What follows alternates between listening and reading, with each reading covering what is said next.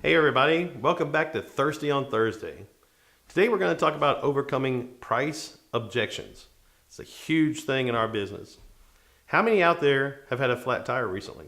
I just did, and I was quickly reminded how inconvenient it is. When I got the car to the mechanic, the technician came out, he looked at the tire and explained that I had to run over a nail. He gave me a few options. He told me that a new tire was roughly about 135 bucks. Do what? I said, no way, I'm not going to be paying that.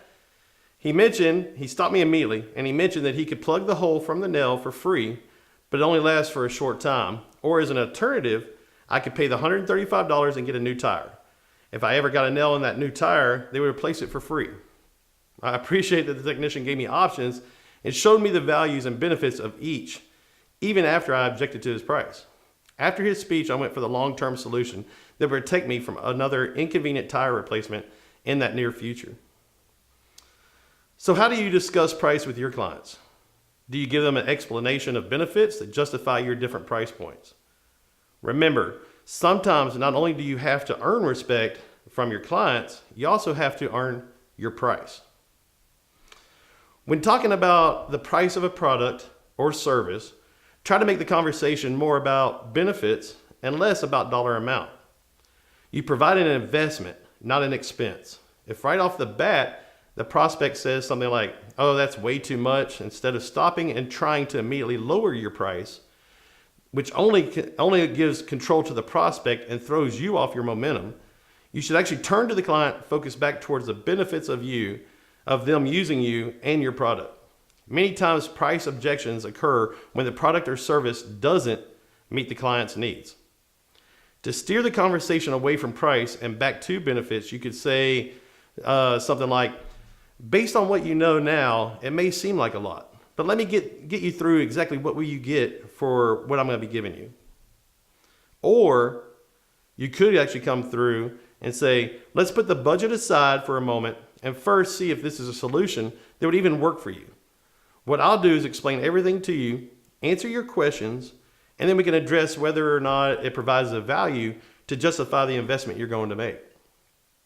Did you know a survey was recently done with about 100,000 consumers, and price came out as the 8th most important factor in selecting a product or a service? In my experience, the price can be higher than the competition if the client feels it's justified in terms of value and benefits offered.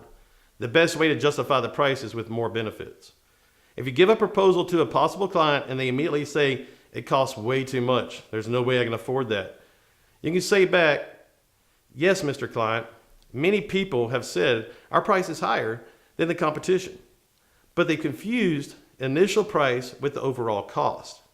Here's why you will pay less with us in the long run. We are delivering a better quality product that is better specified on the design, and we have more information in our drawings, which is going to save for you because you get to safeguard your investment that you're spending on this whole job site.